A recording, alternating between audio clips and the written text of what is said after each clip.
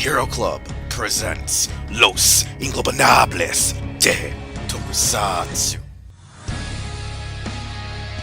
Welcome to an all-new episode of Los Ingobernables de Tokusatsu, aka Lit. I am your host, co-creator, Wheelchair21, and tonight we have a jam-packed show where it's nothing more than us discussing Kamen Rider Build. Literally, the entire show is Kamen Rider Build related for episode 59. So, to move on with that, let's talk about this jam-packed show. We got with us the return of Janitor Joker. Oh, it's me. I'm the first one. Because you know, Wheels, we've only known each other for like 2 years now, and the fact that I'm the first one you mentioned really means a lot to me. I could cry. People that actually watched the show since episode 1 to now are going to be like, what the hell's going on? What is going on? Legitimately. The Wraith Factory is going on. Oh, Jesus. Annie, are you okay? Annie, are you? Hey, are you okay? Are you okay, Annie? Or was it are you okay, Annie, or are you a Wookiee, Annie? And joining Janitor Joker. Are you Wookiee? Joining Janitor Joker is none other than Soundout frickin' 12. Yep, that's me. 11 others have been killed. And then we also have the Visible Ninja. Yay, I'm on a leash. Hey, it's a comfortable leash. We got some padding in there. I mean, yeah, it's nice, so I'm not complaining. And I fought for you to get comfort over design, so. Okay. I mean, we did fight over comfort because we didn't want to be like Disney and James Gunn and just immediately fire you. We're willing to give you second chances. We are better than Disney, and one day we will own the rest of the world that they don't. But anyways, we also have Project RDM if he chooses to talk. We don't know yet. He's gone on mute. He's been my friend since 50 years, so. He's our wild card. We're never really sure what he's doing. So you know he's not going to talk. See? Look at that silence. We don't even know if he's actually going to walk either, but, you know, he might be doing push-ups, sit-ups. Who knows? It's Project. Yeah, I picked up that skill of working out on Skype calls from him. But like I said, we're going to be talking about Kamen Rider frickin' Build. We're going to be talking about going into the show. What did we think about initial scans, toy scans, actual cast, and rumors? We're going to be talking about the show as a whole. And we're also going to be addressing things we liked, things we didn't like, so on and so forth. And then we're probably going to shit on the fact that we still got to wait for, you know, the V-Cinema movie and the actual official summer film. But I guess that means we can go right into things. And who wants to talk about just the initial thoughts of seeing the original toy scan, suit designs, and casting first? Who would like to start us off on this overall open, like, kind of forum? So, I thought from the beginning, too many toys. Toys are kind of weird. That suit design was pretty nice. And that based off the main two lead actors, this was going to be the most homoerotic Kamen Rider show of all time. And I wasn't wrong on any three. You weren't really wrong. No, you weren't. I mean, even Zio mentions it. You know it's bad when other shows like literally mention how gay it is. It's not wrong. But that's just not out a of left bad field. thing, actually. Yeah, it's not wrong. It's just out of left field, and none of us expected it. I just never expected Toei to have a gay couple on screen for an entire series. I mean, I didn't Have you expect it watched since Kamen Kamen Rider Rider O's? Blade. I mean, yeah, O's O's was like too, a O's too, one-sided gay. That's the difference. A one-sided gay. Yeah, I could see like AG was like all over Ankh, but Ankh was just like, nah, bitch. No, because Ankh is tsundere. Yeah. Mm-hmm. Just like Wolverine in that one anime. I like to call Wolverine it all the Star time. Wolverine. Wolverine all the time. This is true. So is that all you have to say, Sound Out, for your initial thoughts looking at the stuff going I mean, in? pretty much I predicted how the show was going to go, and then the only thing that actually surprised me was the plot. The only thing that surprised you was What's the plot? I knew how it was going to go, except for how it was going to go.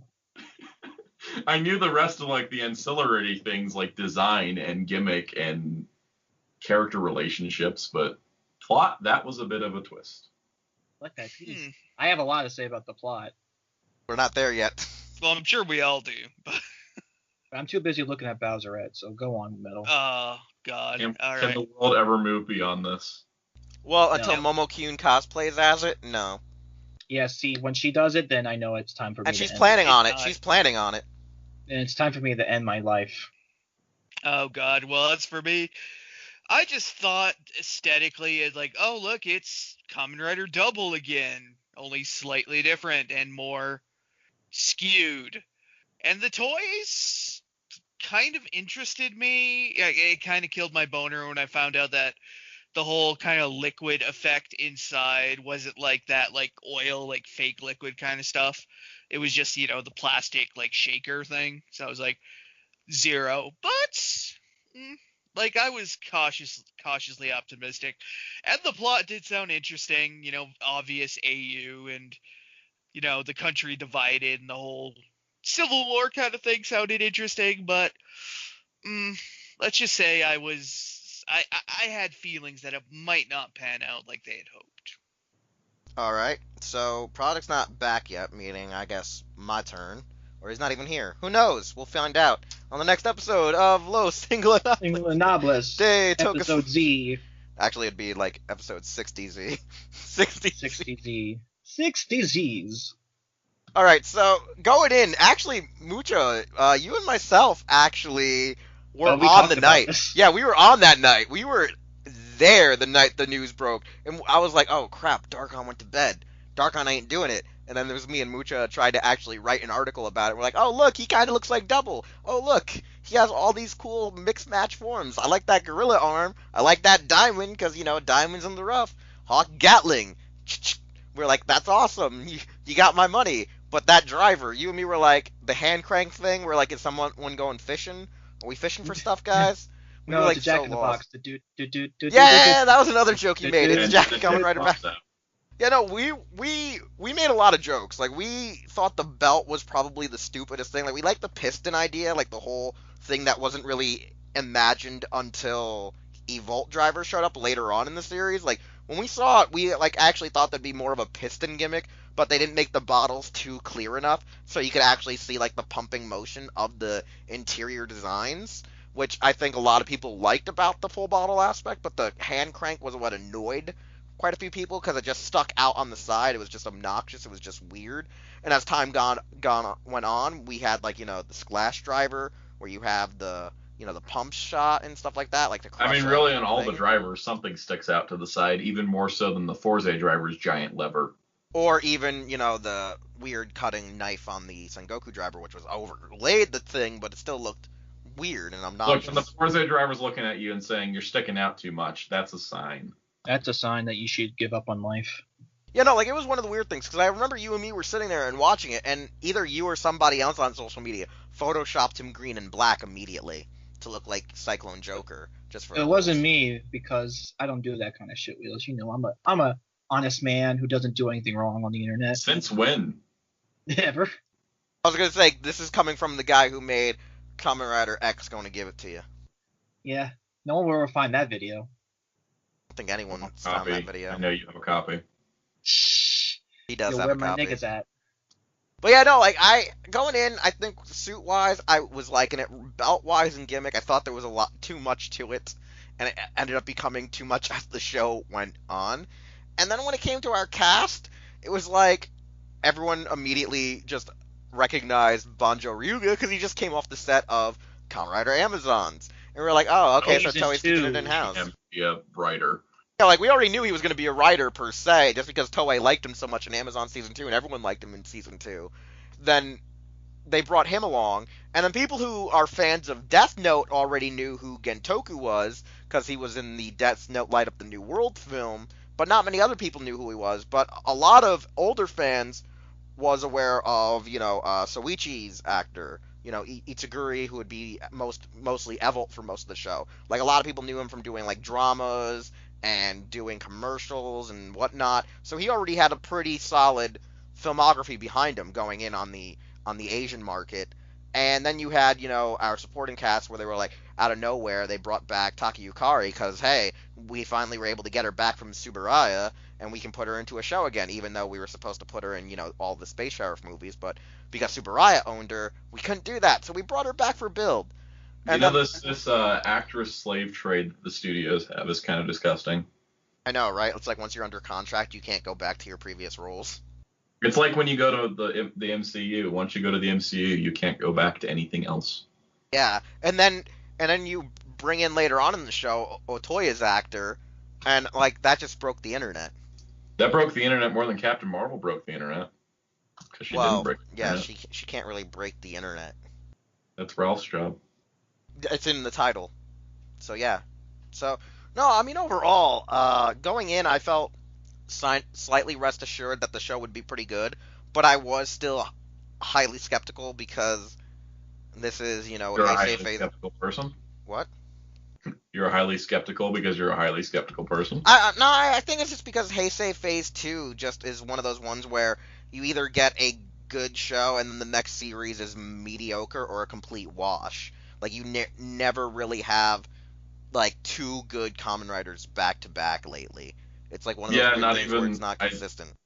Yeah, because, like, Build's just so much better than X-Aid. No, because, like, X8 and Build were actually good when you're coming off of Ghost. Like, when you come off of Ghost, pretty much anything's better. It's like every other. Like, it's like we never have two great shows in a row, except when we have a really terrible one, and then they're like, we need to make up for this. You know, because, like, X8 was really good. It was, like, fairly decent and a fun show. It didn't fully feel like a Kamen Rider series, but it was, like, a fun, you know, Tokusatsu series. Honestly, I think X8 felt more like a wannabe Metal Hero than X8 anything stands else. out in a crowd worse than Shin does. No, He's now the X8, Shin. He's the X8 Shin is of like the Heisei era. X8's like Don't Gaim. insult shit like No, that. X8 is like Gaim and Drive, where like they stand out because they feel more Metal Hero-y than they do actual Rider. I mean, Wait, X8 says Drive this. was a Kamen Rider? Shh. We've thought gone it through was this. a That was I Metal was Hero. gonna say that was an episode me and Mucha and Alex already had on how Drive really was Metal Hero. A rescue hero, one might say. Yes, exactly. He might have been a relative of Shinjo. Yeah. Rescue heroes. All right, so Mucha, your take on the initial thoughts going into Build. My initial thoughts was like with every show. Okay. Just okay. I was gonna say go more into it. Like what attracted you, what didn't attract you, like when it came to just seeing the scans and cast. Looking at the scans, I was worried, and it was true, that things might get crazy on the forum side. Because I saw we had like the Hawk Gatling and the Gorilla Diamond and all these forms, and then I remember one of the jokes was, "What abomination am I looking at, Wheels?" oh yeah, I forget which one it was. I think it was Hawk Gatling. It was Hawk Gatling. You were like, "What is this?"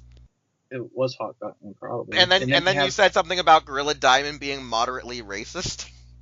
that wasn't me. That was probably Olga. I don't remember. It was either or because we were all there that night and we were just cracking really bad jokes.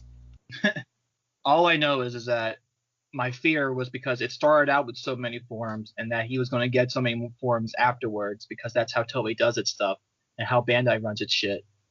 That it Well, was also, gonna wasn't be- the fear of like which producer was going to be assigned to it, especially with how many forms and designs he had? Wasn't that your biggest concern? my biggest concern was just how they were going to do it, and also it was Omori, the everybody's favorite guy that says yellow is feminine, I guess, that person. But he wasn't even really involved with the show. That's the funny thing. It was really TV Ayashi that was really involved with the show. Asahi, my bad.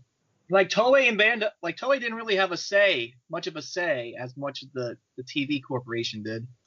Which is astonishing because Bandai usually runs the roost, and this time Bandai didn't seem like it had full control over this property. They just made It's the because toys. of Ghost. I guarantee you it's because of Ghost. Because that's what happened with Ghost. Like, as Ghost progressed, they eventually took away the Toei producer and replaced him with, like, the TV Asahi one. Bandai kind of ran the Ghost show into the ground. Bandai left that show to die, just like they let Build to die. Spoilers. In more ways than one, since Bandai- he was kind of left to Bandai, die. when they don't think a thing's successful, they just kind of give up on it, like they did with Yeah, and this is true about Build, which we'll probably talk about later. But yeah, initially I thought, okay, there's maybe hope, but I'm not holding my breath, is basically my assumption or my mindset going into the show. And when I heard about the plot, like the, early reveal about what the story was going to be about, I was like, that seems like a Rider plot. This you know. certainly seems like a Kamen Rider. This seems like a plot they would use. Everybody's favorite amnesia plot. Sub fam. Yo, bro, Sup, I heard you early like Heisei Amnesia. fans, are you back yet? We brought back your old tropes. amnesia, misunderstandings, bodies of water, waterboarding. People just not talking to each other to solve problems. Exactly. I love Sentai. Just saying. You know, like, Evil Dad, Evil it's Dad. one of those things Evil where, Dad. like, oh no, Evil we'll get to Dad, that Evil later. Dad, Evil Evil Dad comes in a way later. But, no, like, one of the things about the show is, like, they really had a lot of people guessing going in because with Heisei Phase 2, you know, everyone was like, hey, it's going to be one of those cluster F shows where there's too many riders or too many forms, and no one's really going to give a rat's ass about it except the kids who fall into that marketing ploy. And then you had it that they tried to really address it as, oh, Build might actually be the last Kamen Rider to air during this era. But then, like, you know, like, they're already a third or fourth into the show, and they find out it's not even going to be the final Heisei era show, so the writer they hired to cap off the Heisei era literally tries to embody everything in the last 19 years, and lo and behold, there's another series coming out that's supposed to And cap that's it why off. Geo is garbage. I mean, mediocre. I mean, confusing and nonsensical. I mean everything. I mean, Gaze is a dick. Bill Gates is definitely a dick, but what about Kamen Rider Gates? Yeah, he's even worse. You know, it gets kind of crazy. So I guess since we've all addressed looking at it from the outside going in before the show actually began to air, I guess we should talk about the initial first arc of the show, maybe, or whatnot. Like, where do you guys You consider the mean first arc when ending? it wasn't a war? Yeah. Would you consider the first arc culminating when, you know, they reveal that Soichi is Bloodstark, or do you culminate it at actually like the episode right before the war begins? It's a little bit of mixture of like part A and part B. Because I know people say the cap is like right after we get to the actual movie war when he debuts like sparkling in episode 12, but I've heard that the actual full first arc is legitimately the war saga, like it was once the war saga kicks off, when we kick off like 17 or 18 with, you know, literally all war breaking out, and like you hear like all old ass, you know, operatic chorus movie and choir movie, like not movie scores playing, you know, classical music and that. So I feel like that's really where the real arc began, the real arc ended. So I guess yeah, let's just go all the way up to episodes like 1 to like 17. Like, what are your thoughts on the overall introduction to our cast of characters and story? Metal, since you didn't start off the last discussion, you can lead us off now. Well, thank you. Well, the first arc, or I guess you could say the Sento slash I guess Toto arc, I guess you could really think, because it really does center around, you know, Sento trying to get his memories back, only to probably, you know, having rushing up against this guy who's, you know, the devil scientist. So yeah, but ultimately, like the first arc, yeah, I wasn't a huge fan of how they pulled off the whole, oh, you're actually, you know, the guy who framed you, basically, which was, I admit, kind of a twist that did throw me at the beginning, but then I don't know, it just kind of got weirder and weirder, especially, you know, because then they introduced Bloodstark, and we're not kind of sure where he stands, and he's clashing with Night Rogue, who, you know, despite being part of the same organization, obviously have their own agendas, which I think was a good point of the series. Plus, you know, obviously we got Mitan, who's, you know, always great, because Mitan Deo Boom Boom, and Sewa, like I said, who was definitely eye candy, but she also, you know, served part of the story of being the Spyru. That was like a dumb plot point that went nowhere. It was dumb, but I do love that they made her do something other than just being like the journalist slash, you know, reporter character who might, you know, help them dig up information on people or something. That they did try to do a little bit more with her, even though she was, you know, the traitor slash the spy. But like I give them points for that, but it wasn't great. And like the whole first arc, like I said, I don't hate it, but like the whole Sento's memories kind of thing, I kind of didn't really feel invested in it for some reason. And how it kind of played out, with the whole face swapping thing and memory erasure thing. And I don't know why the first arc, that's really all I can really say is that I wasn't a big fan of it, but there was things I liked about it. But I mean, I don't think it was a great kickoff to the series, but it was serviceable. All right. Does anyone want to follow up after Visible Ninja's jumble mess? All right, I'll try. I'll try to do this, Wheels. It's been a while. I'm a little rusty, as you know from my friend of 2 years. Let's see. As Visible Ninja said, it's probably at best serviceable, with it actually being kind of meh. And by meh, I mean meh. Essentially, the show is just kind of going through the motions in the first arc. There's some interesting moments, like the idea that Sento is, spoiler, Takumi. Like, you couldn't have guessed it. But the fact that he's the scientist that created the organization that he's fighting, that's not a bad idea. And the fact that he's fighting against it and rebelling, that's not a bad idea. I mean, it takes too long to get to that point. Way too long. But I guess that's how, that's how the things are run at Toei and Bandai. And that's how you get 50 episodes a year. Yeah, that's how you get 50 episodes a year. I really wish 25 episode seasons these days. Just saying. Yeah. That's what I was feeling. Money, and we would get a better show. Okay, this is probably going to be towards the end, but yeah, I agree with the whole 25 episodes thing. Because that's what basically Build's plot is. It's not really a show that's worth 50 episodes of plot, because it keeps on dragging for a lot of those episodes. And that's why we get pointless characters like Utsumi. Exactly. You mean Cyborg Man, which was also dumb. But anyway, first arc. I think it's all right. It sets itself up all right, but it's nothing really spectacular or mind-blowing. Or if you drop the show at that point, I don't think you really missed much, because it's not really doing anything new, at least to me. There are some others that would find their time being invested in the show because they got invested by Sento and Banjo, which that's kind of how a lot of people are. Yeah, the story was better as a character-driven, just developing a character and what it means to be a hero in the first 10 episodes, you're trying to say. But the natural plot, it just wasn't there, and it was it felt like one of those old school early Heisei Showa plots where they were going to only address it when they felt like they needed to, even though they tried to put it up in the center during the first 10 episodes. When Owner was revealed to be Bloodstar, I actually liked that. I thought that was pretty cool.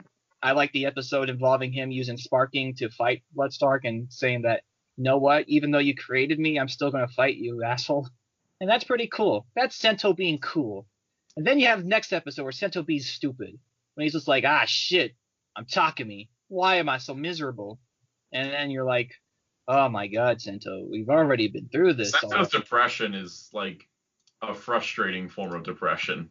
Yeah, there's a better show out there that deals with people's depression, so I call it Kamen Rider Fies, but don't tell anyone.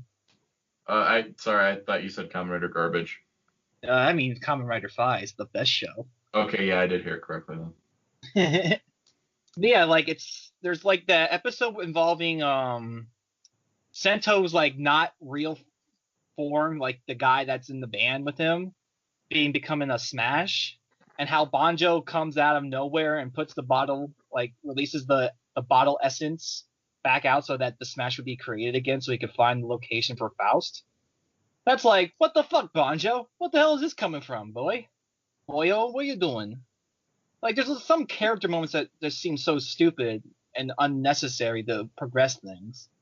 There's not a lot of stuff that feels natural. There's some good natural moments, and then there's some what the fuck moments. The best way you're saying is that, the best way you're saying is that there's a lot of reuse plots and storylines, because I know you're gonna jump on me for this, but I remember when Banjo did that betrayal thing, it felt very Fives meets Blade, where it was that old school, I'm just gonna do this because it's in my best nature, so F everyone else, and F the greater good kind of scenario, because Fives and Blade did it a lot. Kabuto did it a lot.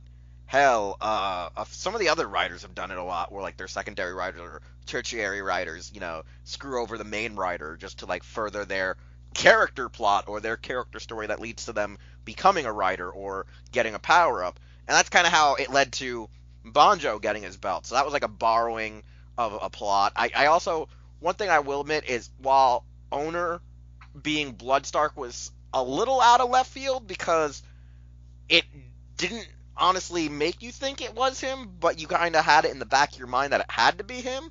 The whole Gentoku. It had to have been him. Yeah, There was like no. there was like no arguing that it was him, No, especially like, when like with Gentoku though, Gentoku's was so like as soon as they showed who he was, even during the casting, I was like, this guy's that Nitro mofo, and then like Yeah. 3 episodes in, it's Nitro, and I was like, why? I'm like, why do you even try to build up the mysticism if it's like plain at like plain as It's the the nose on your same thing face? with like Kamen Rider Gim and Orb Dark Black Noir Shores.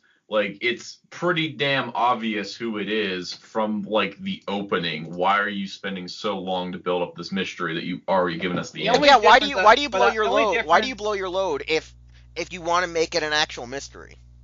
I think the only difference I would have for Aizen being, Kamen Rider Dark or Black is that Aizen was already entertaining to begin with, and that you know he's going to be Orb, but you know what? Fuck it, who cares? He's being already entertaining as it is, trolling people. Just like Gim got away with it. That's how Gem got away with it, but I didn't like Gem as much as Aizen. That's for me personally. They're But both the same character though. Right though, they are the same. But with Owner, there was also that mystery, and it was kind of, I think it took too long to get to that point, because you have the episode where they reveal that Owner has the panel of Pandora's box, and Sento's like, why do you Yeah, have that's the one this? that spoiled it really. Like, why do you have this panel?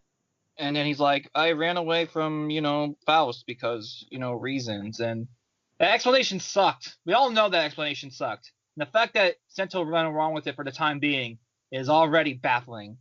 And If the he's fact supposed to that be it a took, genius, why did he not like clue in that backstory was? and the fact that it fake? took like 8 more episodes to get to the point where he's like, oh, now I know you're Stark. It's like, well, whatever. You could have gotten that like next episode, and we would have been none the wiser. Like, I mean, they at least built the reveal pretty good, like the character emotions, going through the emotions of it, like effectively. Yeah. But yeah, it was one of those As I like said, long burns. Like I said, there were some good moments in the first arc, and one of those moments was when Sento fights Stark, and it's silent, and it's all you hear is the rain. And Oh yeah, that was like one of the best scenes. It was because like I remember when it first started, a lot of my friends loved the show for the first 5 episodes, and I just thought it was like mediocre. I felt like it was like I felt like it was like retelling Fai's Kabuto, like stories that I've already seen, and it was like nothing felt fresh and new. But then when they added in that sense of I guess surrealism, or that like they set a mood, they gave you a setting of what was supposed to be going on. That's what I felt changed the story in the show. Was like from that point on, they started adding more themes and elements to the fights to make you want to be invested in this moment of a character betrayal and a character growth and a character that's why development. I enjoyed Owner as Bloodstark. It's because of how cruel he was to Sento. He was just like, the fact that I created you, I don't really even care that you became what you are. I just cared about myself. And you're just like, oh, you're a douchebag. You heard about the recent stage show where the actor straight up said when they hired him on the set, the producer like kind of leaked to him like, yo, you're the main bad guy, but don't let the rest of them know that. We want the actors to actually feel shocked that you're the bad guy. And he was like, I can do that. And then the entire cast jumped out of their seats and was like, you lied to us the entire time? I know, it's the ultimate betrayal. Ciao. Yeah, but him being Bloodstark, it was obvious, but I enjoyed the reveal of it and how Sento dealt with it.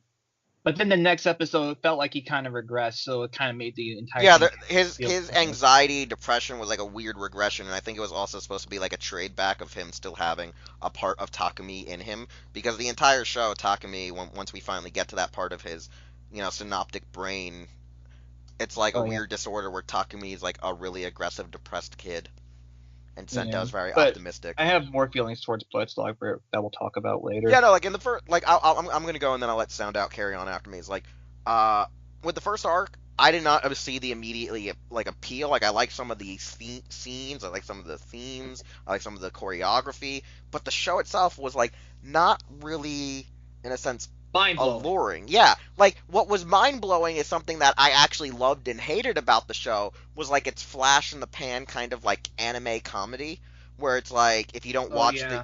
if you don't watch the episode enough, the comedy's gonna hook you again when you rewatch the show a second time, like a second or third Like- time, like months later. Like, shout out to the opening narration for every episode. Yeah, like the thing is, what hooked me was the fact that it felt too anime-like, and I was just sitting there. Me and Soundout talked about this like about a week ago, when we said Kamen Rider really needs just an anime adaptation on the side, like Garo does, because the comedy in this show was so 100% just ripped off of an anime, ripped out of a manga, that it just didn't feel like it entirely blended in with the aesthetic of what Kamen Rider is known for 100%. But then again, comedy kind of overtook Kamen Rider thanks to Den-O. So And it's even like before one of those Den-O, things. honestly. Like, Yeah, think like- of Kabuto. Yeah, like no, like Kabuto had comedy, Blade had comedy, but like it never went over the top until Den-O, like Ryuki they had say some it. pretty Yeah, weird comedy too. yeah, but like a Why lot is of that people, comedy? but don't forget, a lot of people popularized Den-O as the one that fully, I Because guess, that's the one that mastered it. really, like, got the sales up. Got the sales, got the ratings, got the love.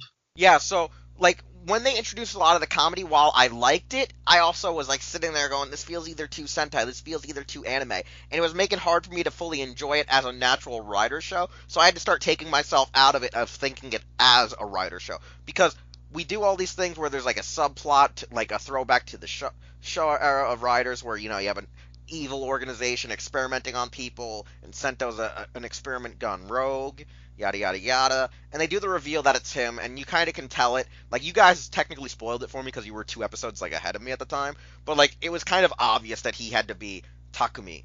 It was kind of obvious that Gentoku was Rogue. It was kind of obvious that, you know, Soichi was, or Itsuguri was, you know, Bloodstar. So it was like all those things were just like so obvious that I'm like, Toei, that's the reason why I think at least Westerners and some of the people even in Japan are getting tired of Kamen Rider, is everything feels just too redundant, where they know what's going to happen, and if they know what's going to happen, why do they bother tuning in right away? I would have to disagree that I think the Western fans actually like this more than the Japanese fans. Yeah, I think they did too, but I did see some actual I mean, Western there's some, fans, but yeah. that's people like me and Alex who just kind of don't care about that kind of storytelling plot nonsense. Like, if you want a good twist, be a good twist. Don't make it the entire focus, you know? Like, Yeah, a good twist doesn't because require... like when they were it building just up to the being war, narrative focus. when they build up to the war part where they're finally like, it wasn't out of left field, because when they broke Japan into 3 pieces, it was like, oh, there's gonna be like some kind of war. They don't realize on the other side of those walls, other riders are being created just like them. And then like they do it, and I'm like, okay, so we are getting a whole war complex going on. Well, And that's another thing that you mentioned, the whole comedy aspect. Like, that's another problem I felt Phil did have, is that it did feel all over the place with how it wanted to present itself, either as like a serious drama, a fun superhero show, or this weird comedic. Yeah, type like, and in the show. first arc, it made it hard to really watch the show until the battle in the rain, and then I actually started, you know, warming up to the show a lot more, even up to the point where we do go to our next arc. I was like, okay, so I knew the arc was going to happen because I was already by that point 7 episodes behind. Like, as the series goes on, I start slowing down watching it, and then I started just binging it and enjoying it more, watching it rather from week to week, but as one huge grouping. But when the war arc began, like right when we were getting to the cusp of it, it was, you know, making it that I felt that the show was sort of trying to finally get to somewhat a narrative, but I knew it might not be 100% a cohesive narrative. Once it got to the war arc, the show did feel like it was trying to do something, but again, it also was too scared to really go that far. Yeah, Because so it still needed to have its moments, its Yeah. little comedic moments, its little so moments here and there. I as just want well. to, yeah, Muja, I just want to get Soundout's opinions though on this first arc too, like to close sorry. it out so we can so we can actually move on. To the, Sound no, out. it's fine. It's fine. No, it's fine. It's fine. I was just trying to segue. So Soundout, your shot from 1 to 17, I guess. I haven't been like fully engaged with a writer show since Forza. Same for me, honestly. I haven't been engaged to one since Forza either. Like, I was super into Forza. I did enjoy Wizard more than most people did. Drive, I mean, there's always the infamous story of me taking 6 months to see the second half of Drive. I finished the show 6 months after it ended, and I had started watching it weekly. I still like Drive, but it just wasn't as. And then, like, I never watched Ghost. Never will watch Ghost, probably. And then X8, I kind of wasn't watching. I just didn't really care. And then, like, I was seeing stuff happening around the middle part of the arc, and then I heard about, like, the whole Kamen Rider Chronicle thing. I was like, this sounds really interesting. And I had, like, a project to work on for college, so I was like, let me just put this on while I work on the project. And then I get into it. And I really enjoyed it. But, like, and then Build, like, I enjoyed Build. Like, I kept up with it every week. It's just I wasn't, like, in the, oh my god, I can't wait for next episode phase. Yeah, I was kind of. It never hit that for me. Kamen Rider Geo is definitely not hitting that for me either. That show is making me appreciate Decade more. But I think generally speaking, I'm just like, I'm one of those writer fans that is very much a bigger fan of the Showa era. And like, I think like Heisei wise, it's like very early Heisei is kind of my thing. Like Kuga, Hagito, Ryuki. Not really much beyond that. So it's like Showa era Heisei, or the Showa era writer stuff is like really kind of like what I enjoy more. So I'm not like fully like engaging with writer, and none of the shows seem to be doing it for me. I think the only thing that's gonna like get me like really engaged in the writer to not just like be kind of just watching it out of habit is gonna be for like a shorter season where the plot just keeps going more, and we get some more coherency. Because like the thing is that it's like I go and watch an Ultraman show and I go and watch like Garo, and I'm like, okay, so the season's half as long, and what did we get? A more tight storytelling method. Like, Unless you're X. I mean, X was a nice episodic show. Yes, it was. But it wasn't a cohesive show. Not necessarily, but like the thing is, like, at least X was over quickly. It was. Especially if you skip those the 0.5 episodes. Right, which is what it did. But no, it's just one of those things I think about. Like, Sentai, I feel still works the 50 episode well, and that's the thing is like I have been like super into like Q Ranger and or Zyuohger, Q Ranger, and Lupin Ranger vs. Battle Ranger have been the show that I can't wait for the next episode. You're gonna trigger Mucha if you say Zyuohger one more time. Why are you gonna trigger me? I'm okay with Zyuohger. I like that show. I was gonna say I remember you hating on it. I think it does a lot of mistakes, but I'm not hateful towards it. Oh, okay, because I see you always throwing shade at it. That's the I problem. mean, I will throw shade at it, but I don't hate You're it. not gonna start a fight over me liking it. Yeah. No, I like early Zyuohger, so.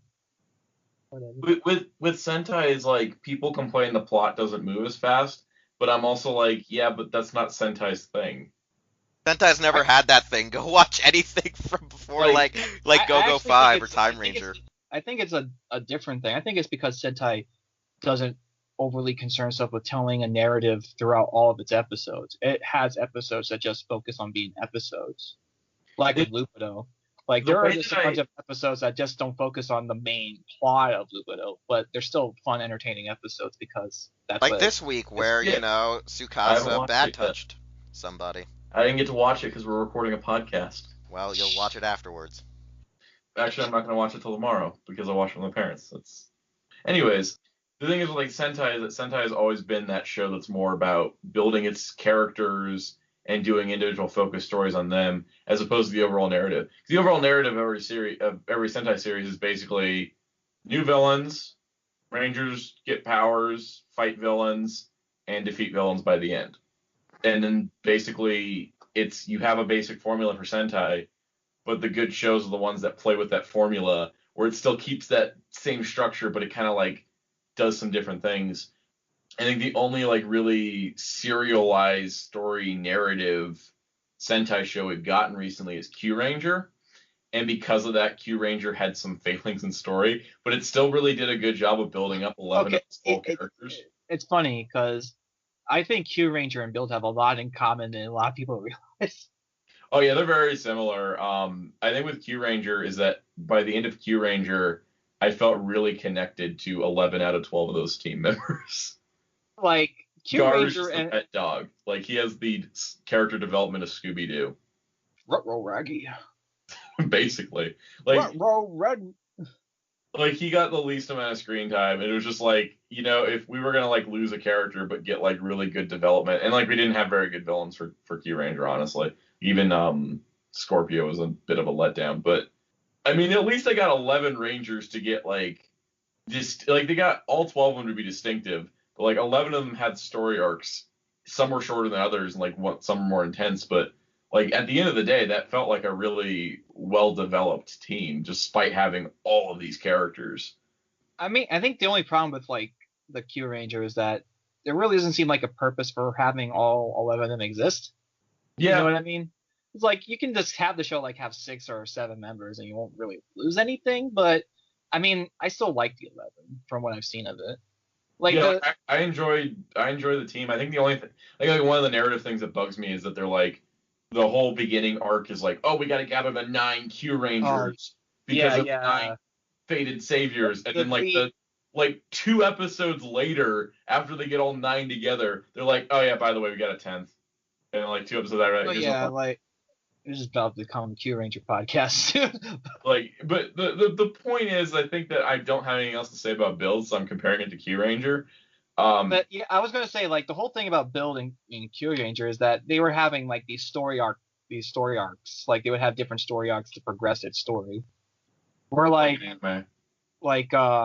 Build would have the Sento Amnesia plot, and then war with this country, and then the war with this country, and then Evolt plot. Q Ranger had like the setup, then the Scorpio, then Ho They'd always Ranger. be chasing sets of Q-Tama. Yeah. All right, Like, so we I think we got we ran off track, but like I see where you're coming from, where there was like arcs within arcs with Q Ranger, where in Build you could break it down to a lot more smaller arcs, but I'm just doing it by I think I'm trying to do it by 3s. So. No, I'm not doing it like I'm saying that. Yeah, in comparison. Yeah. No. Like, Q Ranger, I feel like they handled their arcs better because they didn't overly focus too much on what the arc was about. Yeah, I get what you're saying, because there was multiple arcs rather than one that went 17 episodes, one that went 20 episodes. Because like I want to move on to the next arc where we have from episode like 17 all the way up to what was it, like episode 35 or 36, when Evolto finally shows his true colors and gets his Evolto driver. It's the 3-sided war with Toto, Hokuto, and Seto. And it all starts out with, the other side where Faust currently moves to. And they come in with their new Kamen Rider Grease, which is stealing the technology of the Splash driver. And Grease has these guys that turn into Smashes. And it tries to bring a new dynamic to the show. And when they bring in, as soon as they brought in Otoya's character as Kazumin, I didn't really feel it, because I wasn't a huge Otoya fan. And so, like, I was expecting him to be really lame, and he kind of was lame, because all he was just a giant pervert chasing after, like, a 16-year-old girl.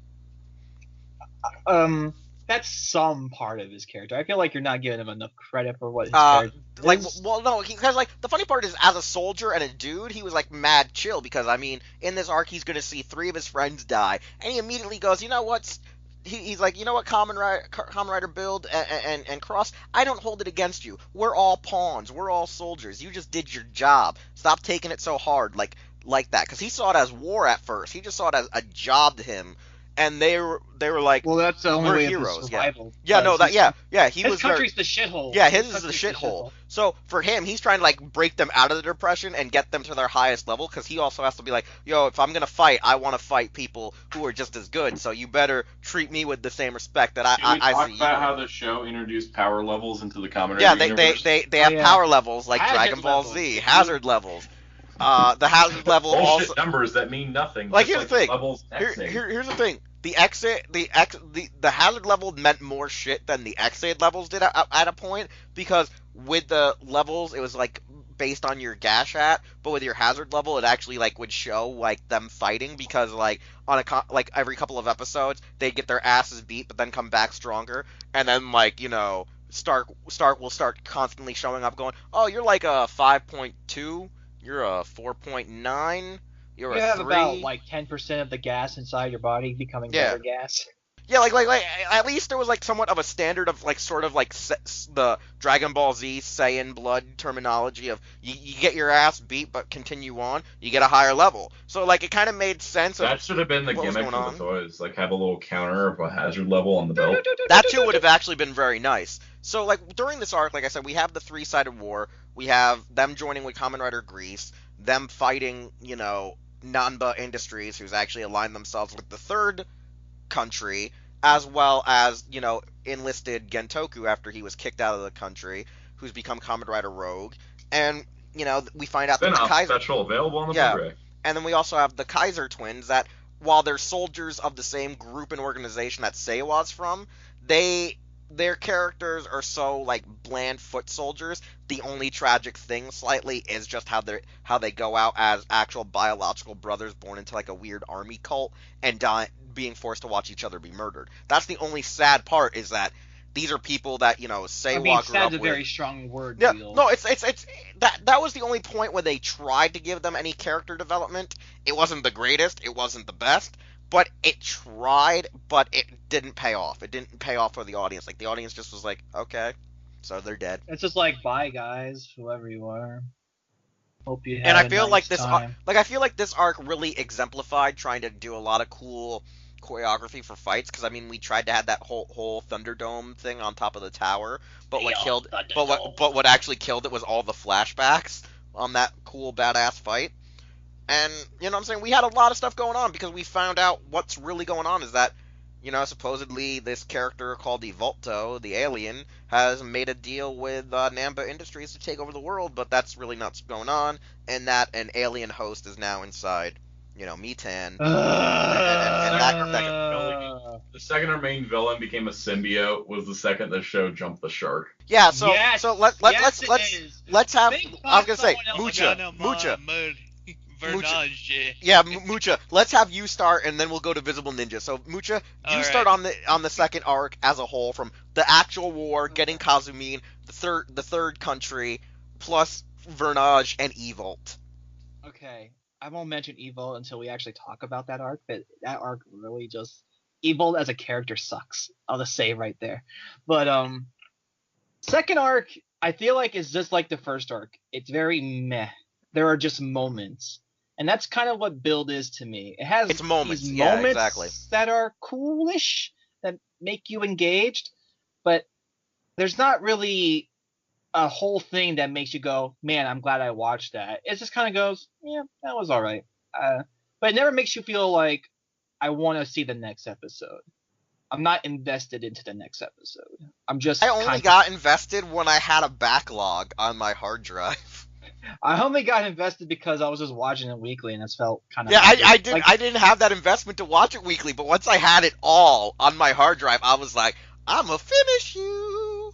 Like, I think there was like 2 episodes, like episode 21 where the Hazard debuts and he kills that guy.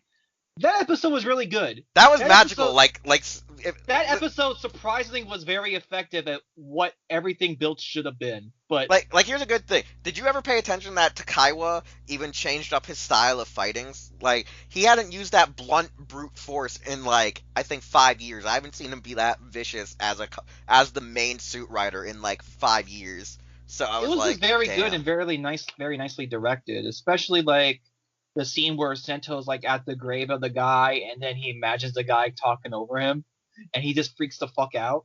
He starts losing it, and then Kazumine goes like, "Why are you being so depressed about it? This is war. It's to be expected." And you're just like, "Wow, that's kind of like a harsh reality." And then of all people to help motivate Sento, it's fucking Bloodstark to get his groove back. Yeah, that was my favorite part. Yeah, so you've been chosen to fight Grease in a one-on-one Thunderdome-like battle, and I'm train you. What do you mean? We're going to the hyperbolic lion tamer. Chamber. Exactly. That was like my favorite part. That was my favorite part though. Was like he shows up and he's like, "I'm gonna train you." Why? Because I know you want to save the city and you want to save my daughter. Then like 5 episodes later, that's not even her father. Wait, an alien symbiote? I mean, technically it is. I know, It's it isn't, it isn't. But it was just funny, because he... Oh, yeah, that's right, because he didn't kick him out of his body yet, because he still couldn't manage But to make... Yeah, okay. that episode and the episode after where he fights Grease, I thought those two were relatively entertaining Yeah, episodes. no, like, dude, I was saying that but- earlier, it was great, until they added so many flashbacks. And then we go to the next episode, and you're just kind of like, huh, okay, whatever. And then we have Mr. Night Rogue, and then Rogue, you know, as everybody expected, coming back as a crocodile instead of a bat, kicking everybody's asses because he apparently went through hell that we never saw, only in flashback. Or you got the Blu-ray. Exactly. I mean, Gentoku as Kamen Rider Rogue was alrightish. I thought he played like he got competent-ish again, but like the running theme of the show, honestly, is like, why does everybody trust Bloodstark?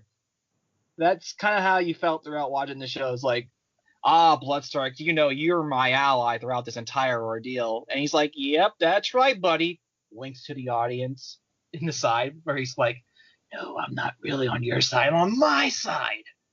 And, yeah, it was nice seeing Gentoku become threatening-ish. And then he had his fight with Sento where it was like they were talking to each other out of suit about their ideologies, but that kind of felt flat because Gentoku and Sento don't really have chemistry with each other. At least their actors don't. They kind of felt stiffish towards each other. I think it was supposed to add to the fact that, you know, Gentoku sees him as not Takumi, and Sento's like, F you, bitch. I do find it amusing that, you know, Rabbit transforms like Gridman, but shitty version of Gridman. I found it funny that it reminded me of like a Saint Seiya myth cloth. But the most amusing thing was his rider kick where he just stretches out his leg and then Gentoku's like, oh, I can probably hit him right now. And then he just launches at him and kicks him out of the stadium. That was amusing. But other than that, I feel like the first war ended strongly. The second war kind of ended on a whimper, especially when because he just shows up and starts because, you know, evil takes it into his own hands. I'm gonna just end it all. I'm just gonna take it in my own hands. I'm just gonna do it myself. Gets the Infinity Gauntlet. Kill you all.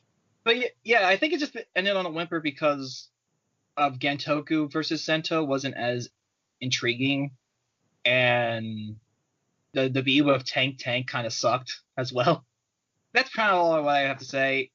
It's just another. Okay, arc. I was gonna say this all just rolls right. I was gonna say this arc I thought ends like when he right like the episode before he gets the driver. So I mean like. Yeah. I was gonna say like for me that's when I thought the arc ended was. The weird thing is that I think it's because of this arc that people started drop build, which was amusing. Because it got too political in Japan, and people didn't like it in Japan because it got too political. All right, so are you done with this part? Let's remember that during this arc is when Super Sentai surpassed Kamen Rider in ratings for the first time in a decade. Yeah!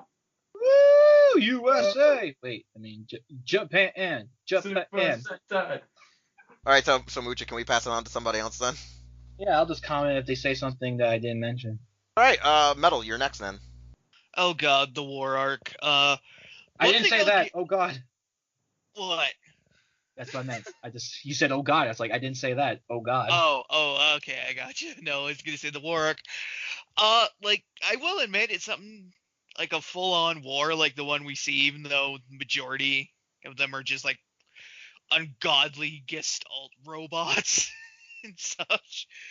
I will admit that was something interesting that we don't really see in kid shows that much, not to mention seeing the effects on the more common people, you know, because you can clearly see it's kind of taking its toll on everybody, especially once the Kamen Riders, you know, become tools of the government to fight off the invasion, how that's wearing on them since, you know, our boy, the devil scientist / Sento, you know, still wants to be a hero to protect people, you know, for love and the peace. But, you know, he also kind of has to defend their home, so it's a interesting dichotomy. Not to try to sound too highfalutin. Oh god, but yeah, definitely kind of full of some no-duh foreshadowing. The whole nanobot kind of arc thingy kind of felt a little superfluous. That you could excise it from the story proper and only have to make a couple of small changes. Because I personally wasn't a huge fan of it. Like, I don't know, like greedy old guy brainwashes a bunch of kids to do his bidding, essentially, and yeah, he takes over, and then he's killed in the end. Other than really just getting Itsumi, in a position. But yeah, Bloodstar continued to be a bit of a bastard because, he's an alien and shit, so.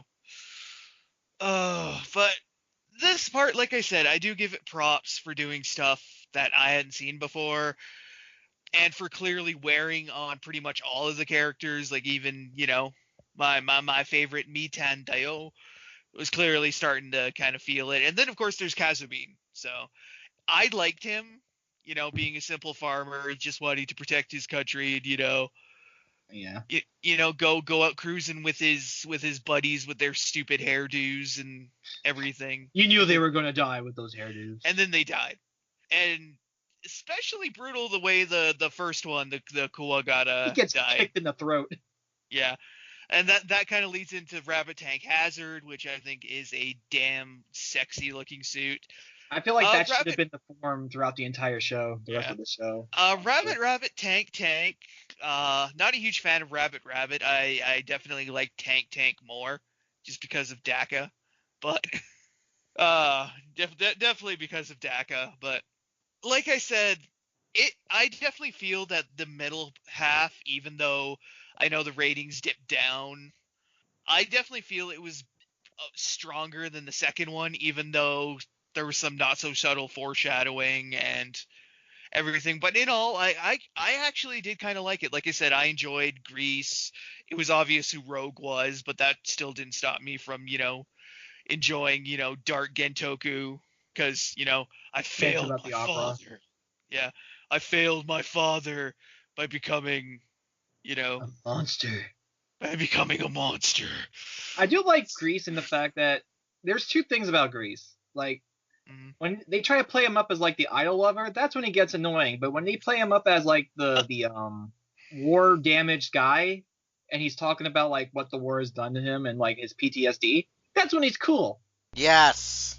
I know, but like it's part of this overarching thing, like this overarching kind of message with Mitan being like everyone's idol. I mean, literally, like he was a shitty idol. Yeah. Well, no, I'm just saying it seems to be this message they were pushing, and so they had Kazumine be like a massive fan, fanboy for Mitan, just to show that a lot of the common people, kind of have nothing.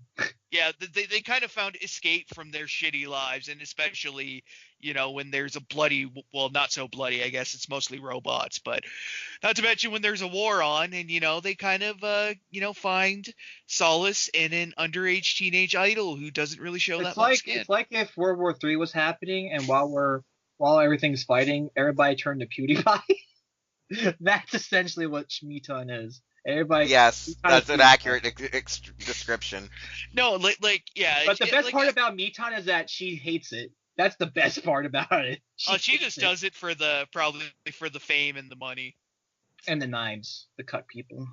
So Metal, can we hand over to Yeah, go ahead. Yeah. All right, Soundout. Yeah, go ahead. Second arc. Sentai hired an idol to be an actress for their show. And then Build pretended to have an idol in their show. One had higher ratings than the other, and I think we know which one it was. With the quit with the Sentai better argument right now. Just go into Super Sentai. Super Sentai. Super Sentai. This is unfortunate because I really do like Kaho Takeda, but yeah, she's kind of. Mitan was kind of a weird idol, so let's just say that. Go, send out actual thoughts on the second arc. Everyone in this show has a split personality disorder. Every single character, whether or not they have a space symbiote. I mean, he's not wrong. I think he's pretty spot on. I think that is one of the most. It's one of those things that, like, especially when you get towards the end of the show where everyone's just lost their damn minds. And they're constantly repeating themselves. Everyone has got a split personality. Yeah. And it always comes up split personalities. That's where a lot of the drama comes from. That all you had to say about the second arc? I don't know. I could just nitpick things. Oh, well, do you want me to go and then you can nitpick what I address about the second arc?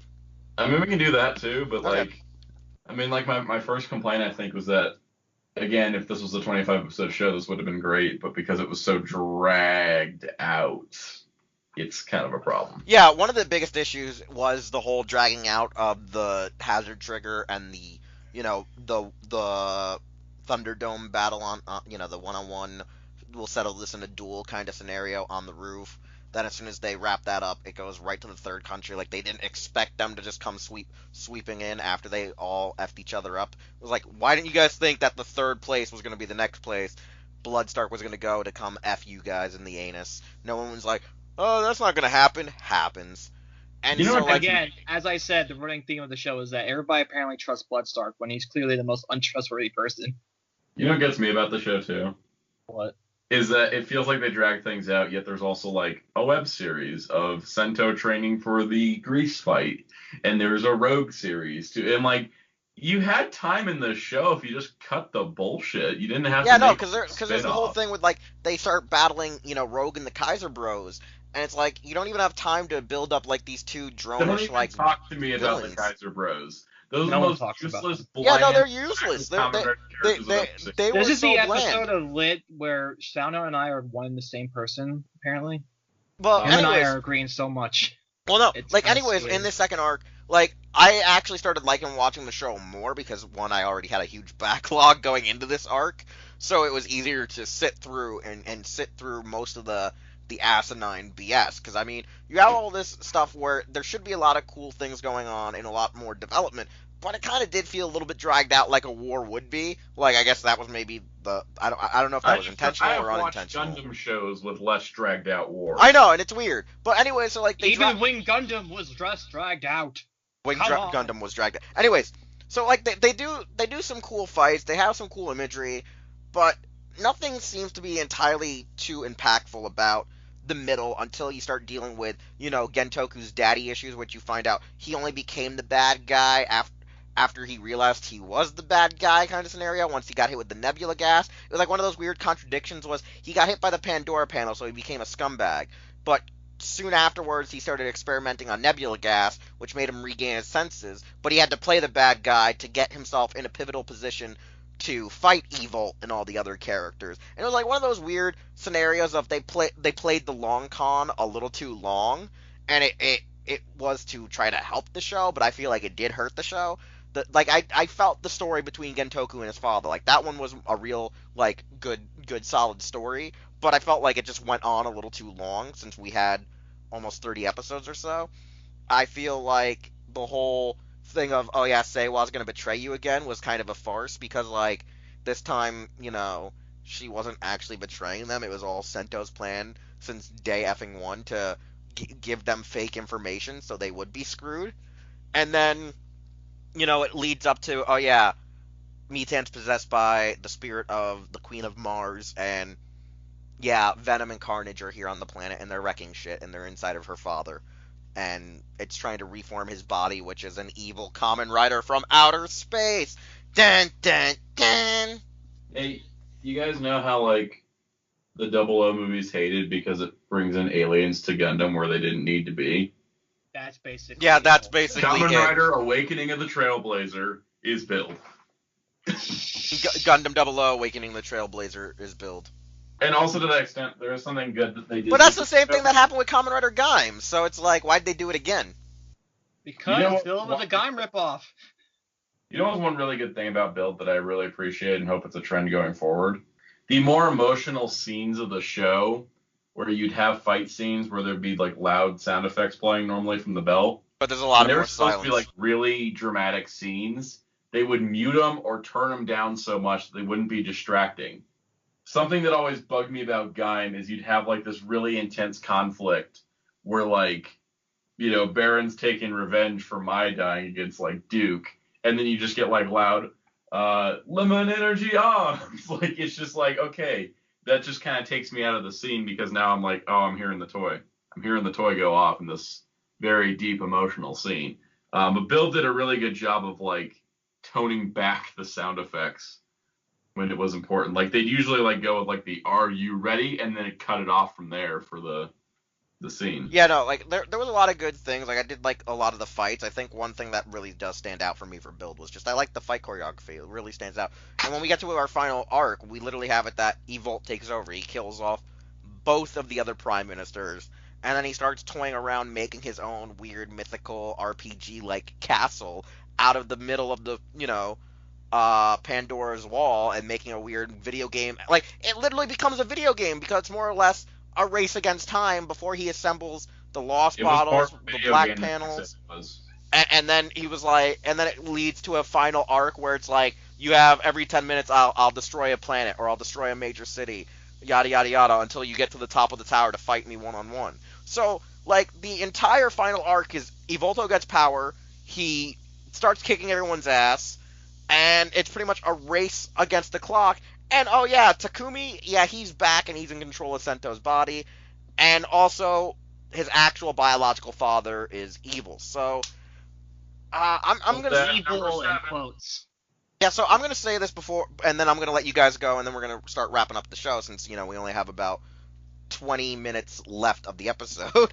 Oh, So- let's Oh, talk you about think we're gonna do this in 20 minutes? That's adorable. Yeah, we're gonna try to do this in 20 minutes so we can do it for a full 90. At least in recording time. We might go over a little more, but I'm trying to hope that we can record this at 90 rather than go over 90. I'm hoping. Listen, this is us getting Super Saiyan 3 powers, Wheelz. You can't stop us. Okay, well, anyways, I'm gonna give my thoughts real fast.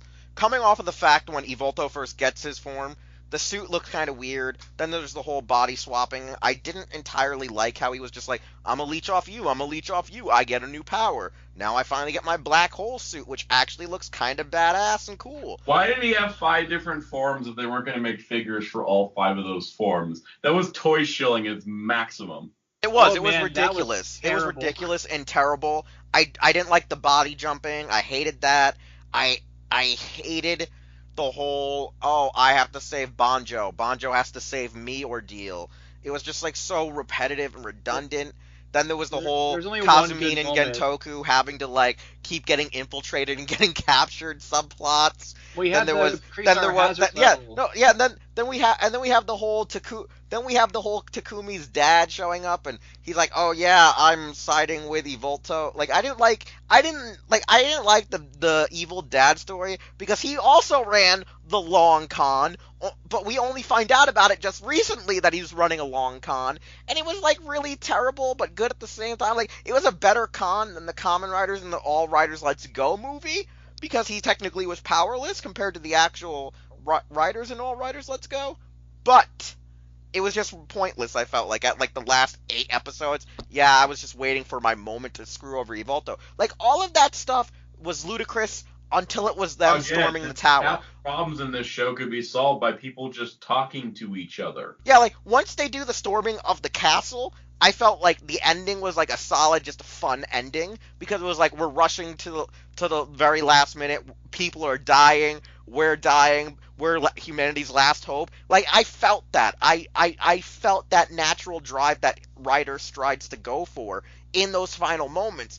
But all leading up to it, I was like, how are you guys even gonna win? And it's just a Hail Mary. It's like playing the old school original Madden on the the one Madden game on the N64. No, man, Technoball, And it was legitimate. It was like a legitimate Hail Mary where you literally throw from all the way down at like the 10 yard to the end zone, and you somehow throw like an 80-yard pass. The guy gets it and gets like a touchdown. It was one of those things where like the battle to the tower, even to the battle into the wormhole thing, where Sento and Evolto are battling each other face to face, not transformed, fully transformed, was like a really solid like fight, choreography of character and just emotion.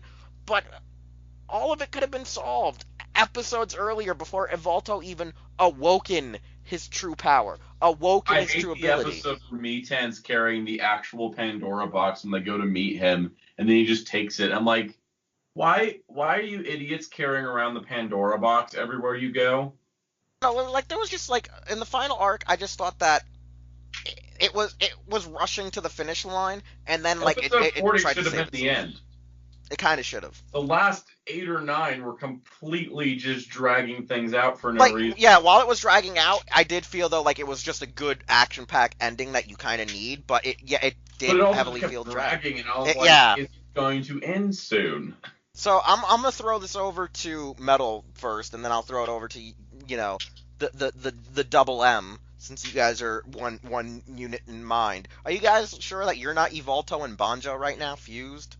Are you sure? Yeah. All right. So, anyways, Visible Ninja, your thought on like the final 14 episodes?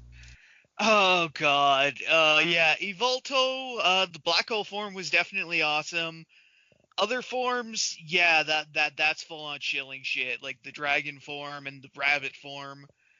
They weren't even that hard of suits to make. They just used helmets that already existed. Well, exactly. And then, of course, we got Great Claw's Dragon, who, again, was just kind of a repaint of an existing... What even was that? Why did Banjo have to lose his Claw's Dragon to then just get it different and upgraded? There was literally no point to that besides toy. Well, yeah, exactly. It did definitely get weirdly toyetic at the end, especially with the final 2 quote-unquote upgrades with Great Claw's Dragon and the Blizzard Knuckle, because those kind of did scream, hey, these are 2 fan-favorite characters that a lot of people like. Let's just give them an 11th hour, Premium form. Manda. Yeah, exactly. Let's give them an 11th hour power-up, that we can... That's just a fucking... repaint of an existing toy. Though I do admit Grease Blizzard actually does look pretty good as a suit. Whereas, yeah, Great Claws, not so much. I wish Grease Blizzard would have been in it for half the show. Yeah, I wish Grease, because Well, you didn't like his power up where he had 2 needles in his hand? Yeah, exactly. Like his quote unquote power up was he gets 2 twin breakers. Wow, he got 2 twin breakers? Now if he had got the Blizzard Knuckle then, that probably would have gone down with people a bit better. But just because it was a literal 11th hour, toy shield power up, yeah, it kind of stinks. Even though the suit itself was pretty good, and I agree with Wheelchair. It seemed almost like a game in the end with the big bad final battle against Evolto. Not to mention the fact I wasn't a huge fan of the look of Genius form. I don't hate it like some people do, but I don't know. I hate the platform thing in the transformation where he raises up a foot. I hate everything. But hey, it plays off of his whole ego. It plays off his ego. Whenever he transforms, he gets his platform, but then they never show the platform disappearing, so he never lowers back down again. He just kind of I guess floats there or something. Basically. He raises up, but he never goes back down. I know, yeah. Like I said, it's not ugly, but it's kind of weird and off-putting. Yeah. Then of course there's the final battles with Evolt, especially when he, assumes his true alien form. You mean a Guyver wannabe? Yeah, was very Guyver-esque, but why was that in the show again? That was there for 1 episode. Yeah. But again, actually, I didn't mind his final form because, like Wheelchair said, it was very Guyver-esque, and it was actually kind of interesting. Especially as he was seemingly just getting more and more all-powerful until, Sento pulled a Sento out of his ass and Sento'd his ass back into the rift. He used science and magic. Yeah, collided the worlds with science and magic, winds up in an alternate reality where the Skywall and all that shit doesn't exist. Yet somehow him and Banjo were the only ones who traveled over from the Build world, even though Seiwa and, Mitan there didn't die either, and they were still on the planet when it merged, so... Hey, how do we know that they're not somewhere on the planet? What we're assuming by the ending and by the V cinema is that they're gonna regain consciousness of the alternate world, because there's that whole point before, because you remember before the father shows up and is like, oh my god, you're a member of Lynx. She's like, I know you from somewhere. It's like we're friends. What's your name? She starts having this weird residual memory, and then her father's like, Death Parade. You remember some things, but not everything on purpose. Maybe. But did you say Gundam Age? I said Death Parade. Yeah. Okay, now it makes more sense. Watch Death Death Parade. Parade. It's a better show than this. No, I'm saying no. It makes more sense when you said Death Parade. I'm like, okay, because for some reason I was like, wait, when did that happen in Gundam Age? And it was like, Wheels, you don't know what happened in Gundam Age because you haven't watched it yet. I mean, I don't even have to make the angry statement. You can just do it for me. Okay, anyways, all right, anyways, so yeah, no, Metal, is that all you had to say? Other than like the end was kind of like I've seen worse bullshit endings in Tokusatsu, especially with the kind of character that Evolt was. Like I've seen like it's one of those things where Build's ending and like like it like I definitely It's a felt the middle show finger, but it wasn't like as bad as like when it people wasn't saw the original it Ryuki wasn't ending. profoundly insulting. Yeah, it's What like the hell's Ryuki, Wheels? well, like with Build, I definitely felt like it's kind of had a bit of a stumbling start. Like it had some interesting premises and some interesting story ideas, which worked some of the time, but not all the time. But then as we got to like the war arc, I felt the show started improving a bit. And then in the final kind of bit here, when, Evolt starts, unleashing his master plan, I felt the show kind of started stumbling again, but like in the end, the ending, it was an ending. It wasn't great. It wasn't horrible. It was just an ending. Better than Gimes. I'm like, that's literally the best thing I can say is that it was an ending. So yeah, that's about all I can say. All right, which M wants to go first? Me. Okay, you can go first. Like I said before, toy shilling is annoying, especially in your last arc. Like by this point, you should have your toy cycle over with. I did like the tower run because it's a trope that happens in Japanese anime a lot that I kind of enjoy. It was the Dark Hour from Persona 3. That's true. It's the sanctuary arc from literally every Saint Seiya series. It's Pokemon 3 the movie. You're right. It's here's a tower, and we're just gonna start leaving behind one of our cast members to deal with something as we go up. Hopefully the they tower. don't die. Right. Hopefully they don't die. It's all about friendship and teamwork until you have to scale a tower. Actually, I think they did that in Oh god, Ultraman did that like 3 times in their movies. Kyoryuger did it. Yeah. Daigo threw Amy out because it's his show. Yeah. Get out, my show! No! That's why she retired. No, I did enjoy that part of it. I did enjoy other things. There was a lot of like, why did you bother making this suit, Toei? It's not even getting used for longer than 5 minutes. The body jumping really made that show annoying. Mm-hmm. I didn't mind the ending. I actually liked it. I was like, good. All these characters can live happy lives until the Beast Cinema ruins them for them. Yeah, that's. I don't really know. Like, it's just I was watching it at a habit at some point. Evolta just being like, oh, I am an evil space symbiote. Deal with it, and that being his whole character was really kind of annoying. I would have really liked it if it was. You know what Evolt reminds me of? He reminds me of that fucking Neo-organism. Yes. And It's you know just what? evil because it was made that way. Yeah, I kind of just felt like, I would think it would be a much interesting narrative if it was. Oh, Jesus Christ, Kamen Rider Build is just Kamen Rider Zo. It's just Kamen Rider Zo, the full series. Don't insult it like that. Don't insult it like that. Not insulting it when it's pretty accurate. So anyways, the point I was making was that if it was just Soichi, it was Bloodstark, and then that evolved into the full villain without Evolto being a separate outside force, that would have been a much more interesting narrative. Instead of just being, oh yeah, he was controlled by evil space symbiote. Like, okay, congratulations, you've written a Venom story. Good Congratulations, job, you contradicted yourself, show. Yeah, this show likes to contradict itself. It also just likes to be incredibly goofy when it thinks that there's too much drama. Yeah, think about when they were watching recap of the entire series. That was probably one of the funniest things, but one of the worst things about the show, where I was like, are you sure this isn't an anime? And then I think my favorite part of the whole series was that the episode by episode recaps narrated by Sento and Banjo were canon. Yeah. That was the greatest plot twist of the entire series. I'm gonna write. But doesn't that mean that the ones by the other characters aren't canon?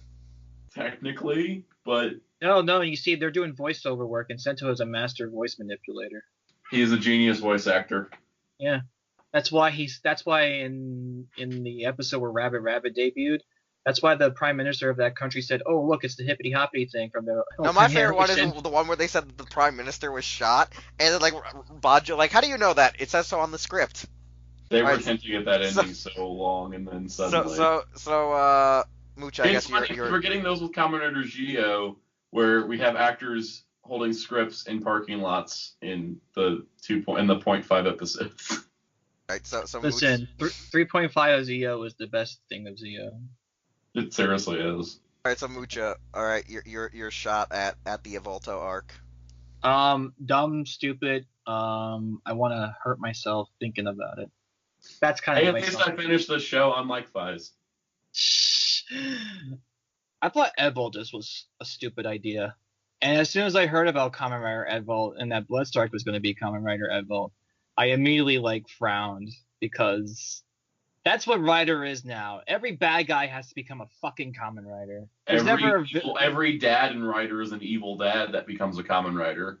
Yeah. What's with all this Build had bullshit? two. True. Yeah, the entire Edvold just felt too powerful, but also too weak. Like, he could do so much shit, but apparently, he couldn't kill these Kamen Riders for some dumb reason. Did you feel like Kronos was stronger? Who the fuck is Kronos? From X-Aid? Who the fuck is X-Aid? Okay, anyways, moving on. Exactly. That should define my point about X-Aid. Yeah, I just felt like the entire arc was the worst part of Build and kind of destroyed any enthusiasm I had watching the show. All the way through the end. Like, as soon as Evold appears, that's when the show dies. That's the Takumi is an Orphanok reveal. That's jumping the shark way beyond anything you could have done. And the toy shielding where he becomes Rabbit Evold and Dragon Evold and gets his black hole form. It's all just way too blatant that it's a toy commercial. It feels so insulting to watch as a viewer. I love Garo, guys. We don't have toy shilling in Garo. That's bullshit, and we all know You just got it. collector figures that you have to wait, for Years if they make it or not at all. Exactly. I much prefer that method because the show doesn't have to promote the stuff because the stuff Yeah, comes no, out after the show. No, they have to promote When they their got to costumes. when they got to the final arc, they really did try last minute toy shilling in the last 15 episodes, and it was kind of Genius Form hilarious. sucks too. Genius Form sucks. Genius Form looks cool, but it sucks. It does suck. It's boring. It doesn't do anything cool. It's not like Cosmic States or Double Extreme. It just sucks. Final forms for Like, Rider it looked like how the bottles look on his body. It looks like they're all just exhausts. You know what I'm saying? Like, they look like they're supposed to be shooting smoke out. Like he's one of the steampunk styles of Bloodstark and Nitro, but they're just sitting there acting like pistons, going pew pew pew pew. I really think Infinity was the last good final form for a Kamen Rider. Let's not lie to our audience. Come on. I don't think anything since Wizard's been that great. I didn't think Trideron was that great, or Trideron was kind of out of left field. Yeah, I'll agree with that. Even though I like the suit, it was a little. I mean, even Kiwami Arms was kind of Kiwami Arms was hey, how can we actually use a real Shogun armor on the show? Kiwami Arms was boring because his superpower was just using weapons.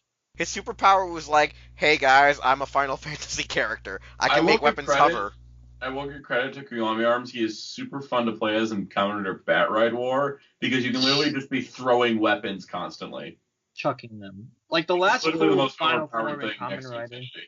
For me, the last cool final form of Kamen Rider is probably Forze's Cosmic States because it takes its gimmick and fully utilizes it to its nth degree. And it also That's has why a I call cool it theme song. That's what I thought Genius was going to do, utilize its bottle gimmick, but no, it can't do that. All it can do is do that because there's 120 bottles. Exactly, that's another problem. But unlike Wheelz, I felt like the fight choreography got worse in Build. Essentially, it just became punch, punch, jab, move on. Oh yeah. If the fight involved Banjo, I felt like that's when it got worse. When it was Banjo or Ryuga getting his ass beat. Yeah, the choreo. There's elements of the choreography that I do like because I did how with Ryuga and say Gentoku, since they're so weaker, it kind of makes sense why they're just punching and kicking for their lives. For me, I see what you're saying, it's sloppy, but I felt like it told the story of like they're weak and they're just trying to push themselves to their limits, so they're not really trying. You know what I'm saying? It's like one of those things because like I do feel like Gentoku's like where he was just punching and But tackling it wasn't and getting just thrown down. Gentoku in them. It was just every character did the same thing in terms of fighting. That's It kind of felt like I think, Maybe it's because I was super. Maybe it's because I was Super Saiyan blue Super Saiyan or whatever. Freaking out of my mind that I was probably doing it. I mean, I was pretty blazed up when I was watching the final episodes. I think that's one of my problems, I think, with fight choreography and writer in general the last few years is that these writers have all these forms and weapons, but it always just feels like it just boils down to a fist fight. But then Because like when Koichi, because every time Koichi gets involved, he likes flash form photography, and they hate that about Koichi. I think They're so lazy that they don't want to bring out the extra suits to the show. Like I was like shocked as all hell that every time him and Evolt were fighting in the final episode, like they were actually powering him down to his base form. And it was like, oh god, we're having to bring out all these suits. Who's directing? It ain't Koichi. What? Like, I think one of my favorite things in like Rider was like there's like a sequence in Movie War Megamax where you just have like O's, Forze, Double, and wait, that was it. Anyway, you have those three like using all of their forms and weapons just in one big fight scene. And it's just like it's so engaging to watch because there's so much going on. Yeah, like a lot of people get mad at me for liking that style of cinematography of flash form fighting, and they say, oh, a writer shouldn't require that, and I'm like, then why fucking make all these forms if they're not gonna use them? well, that's Bandai's problem, not really the show. And that's the thing is like there's a lot of like build forms that were used like once in like a YouTube special and then never seen again. I'm like, what was the point of putting in the effort to actually make a suit? Like, I feel like Bill could have just utilized like maybe 3-4 forms top plus Hazard as its final form. That could have been it for Build as a character. Like even then, I think is like if you cut down the base like combos, like the base best matches by half, and then keep the rest like it is. Like I think that would have been fine. It's just there was just so many bottles, and it was like they're trying to use them all, and then. So we're agreeing that some of the biggest flaws with Build was it had too many forms to work off of. It ran more. The story was more like a character emotional plot driven. Like it was like one of those things where it was more about the actions and characters. Like I feel like I don't think it was about characters. I think it was more that it was too focused on its story. Yeah, because I feel like because it was weird because like in the show, while the characters felt like plot devices, I felt like the only thing that carried the show were like those moments of emotion rather than the show itself. Like it was like, oh, you're just a plot device, but then it comes to like these really emotional scenes, and then it just goes back to being bland, Like emotional scene. There is one episode I liked in the last third of the series. I think it's the episode where all four of them fight against Evolt and actually beat his ass. I like that episode because of, well, even though it starts out kind of bleh, I just like the character interactions. Like, that stuff was pretty cool. But then you have, like, the show just focused too much on its narrative. And that I think that was its biggest problem, is that not only did they have the characters going back and forth for, like, what they were fighting for and always being depressed for no reason, because they already went through this depression, so why are they going through it again? Because split personality disorder. Exactly. But there's also they didn't have really their powers that they were using for the fights didn't really create the drama necessary that the show was trying to go for. So when you're watching them fight, it's just kind of like, oh, okay, that's happening for some reason. And there would be like several fights an episode where it just felt like they were doing fights because they didn't want to focus on characters. Yeah. Like, I think one of the most egregious things, this is going backwards a little bit, Grease Hinchined 4 times in his debut episode. Full Hinchins 4 times. Like, I get that you're toy shilling, but that's overdoing it. I also don't like that the show was left to die. Especially with its convoluted ending of like, okay, we're going to have this black panel. The black panel is going to let Evolt have his alien form, but there's a white panel. Panels were such thrown in just for Premium Bandai. Build did the same thing that a lot of writer shows have done, like a lot of, is making its stuff up on the fly because they really didn't have a plan of what to do because they had to extend the series to like 50 episodes instead of like 25. Is that because like X8 felt like 2 seasons. Like 25 ended season 1, and then 26 started season 2. Like, it legitimately felt like two completely different shows. And I think that was Build problem, is that I think you could tell Build's entire story in like 25 episodes and you don't lose anything because that's what's its main focus. Now, if Build had episodes that were just episodes, fun, entertaining episodes, then sure, I would be okay with the 50 because you're at least entertaining me with like a breather episode. But having the entire series be this narrative-driven nonsense, it's just like, it's like The biggest enemy of serialized storytelling is required episode counts. Yes. And 50 episodes killed Build. 49, whatever episodes. It was still too many. It's 50, whether it's 49 or 54. Like, it's in the range. Yeah. Well, there's a lot of issues that do or have played the story, and it's really astonishing that like while it I felt like as the show went on, it got fun because they were like I think what you said, Mooch, has said it did get a little sloppy by you being required to use so many fight scenes, and I think that's what I just wanted out of a Kamen Rider series for once, was like a show that just required a crap ton of fights, you know? Like, I didn't really want a show that at times use a lot of acting. I was like, I don't know, I just want to fight. I just want a battle royale. God, I don't want a battle royale. I don't think that's an issue. Like, I can get why you would like it for that reason. Yeah. I think my problem was that I didn't like the fighting. The fighting was just boring to watch. So yeah, like as the show gets on, looking back at it, I know what you're talking about. Like, because like I really did get tired of all freaking Ryuga doing was just punching and tackling. That's because Eitoku's a horrible suit actor in the series. I'm not lying. I didn't really care for Eitoku. Chun Watanabe as Rogue, top notch. But Eitoku as Ryo, Kroze, and same for Seiji. I feel like Seiji also didn't really get moments to shine as a suit in the suit. Like, there were some moments here and there, but really, as a series, yeah, because I saw quite a few people. Like, I saw people who actually know suit acting actually did throw some shade at Seiji, and then there were people who didn't really know jack shit, just throwing shade to throw shade, and I thought that was like really uncalled for. You remember that one guy who was calling him like a washed-up has-been, and I was like, wait, what? Like, the early episodes, I think he did all right, trying to show off that Santo was just this crazy genius who just did these bottle combinations because he's like, oh, I wonder what this can do. It's like Dee Dee from Dexter's Lab. That was also one of the dumbest things, too, is that, like, be like, oh, which bottles make a best match? I'm like, bitch, they're on the label. That was producer's fault. They just didn't want to take them off the freaking bottle. Shh, don't tell anyone that. That was their problem. It was supposed to create the joke that Banjo knows how to do the whole bottle thing better than Sento, even though he's the genius. But, you know, whatever. No, it was just setting up that Banjo actually had, like, an alien parasite. And it was also connected he was actually the Pandora child. But overall, though, like, I think that with Build, it's funny that, like, even when I'm done with it, I'd still recommend it more than some of the other Phase 2 Kamen Riders.